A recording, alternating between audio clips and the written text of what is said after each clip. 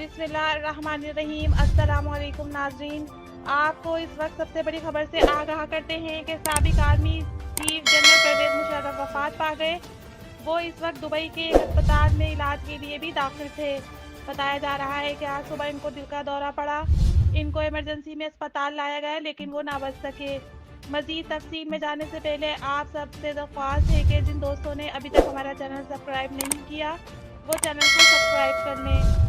तो नाज़रीन, पाकिस्तान आर्मी ने भी अपने सोशल मीडिया अकाउंट से ये खबर जारी कर दी है कि साबिक army chief general Pervez Musharraf अब हमारे दरमियान नहीं रहे। जनरल परवेज़ मुशर्रफ 2016 से दुबई में इलाज करवा रहे थे।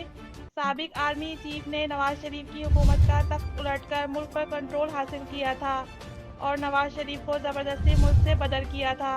उम्मीद है इनकी मैयत को पाकिस्तान लाया जाएगा।